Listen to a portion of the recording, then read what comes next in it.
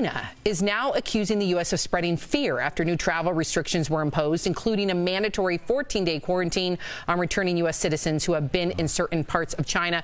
So, Dr. Drew, are we overreacting? Yes. Yes. Yes. I'm hearing this from doctors left and right. Yes, and we are not overreacting. The press is overreacting, and it makes me furious.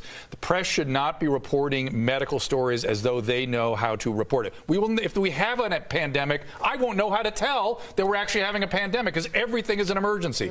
People that are infectious disease specialists, the CDC, the epidemiologists, need to take this very seriously. The press needs to shut up because you're more likely to die of influenza That's what doctors are saying. However, I'm not trying to go against you, but I have a question. It is now beat SARS in terms of fatalities, 362, and they're saying but its fatality rate is still lower. But they're saying it spreads fast. It's a mild illness. It spreads all over the place, and it's only out of these 17,000 documented infected. I bet there's hundreds of thousands of cases, 300 deaths. Okay. And always in immunocompromised people, always in people that are at risk for these sorts of things if they get a severe viral respiratory infection, whether it's flu or corona or whatever. All of these can hurt people who are compromised. They can. The rest of us need to wash our hands carefully, get our influenza vaccines, listen to the CDC. If there's a problem, they will let us know. The CDC made it very clear that 5,000 people just in the last 2 weeks have died from the flu here in America alone. Why are we panicked about that? Three people died on the streets of Los Angeles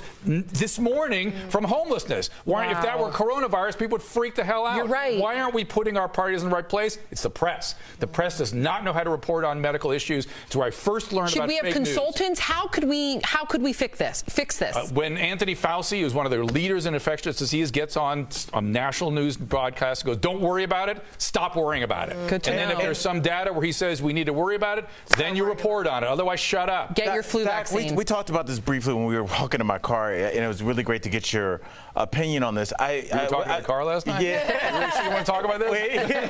Well, you know, people always say we want to get money out of politics, but I always say, well, what about getting money out of clickbait? And I feel like the coronavirus will always have people click on it. The flu will not. And I think that's why the coronavirus is at the forefront of everything you look at, because people are looking at that. And I don't know, is the flu just not sexy enough anymore for people to care? No, it's not. No, because it's not. And again, you're right. They're motivated by getting the eyeballs, and the eyeballs come with some exotic infection as opposed to saying influenza killed 5,000 people. Like, oh, well, I guess it does that. Oh, a new infection. This is the one. It's going to get us. No, it's not. Stop it. Be professional journalists. Be what you're supposed to be, and collate and present the facts.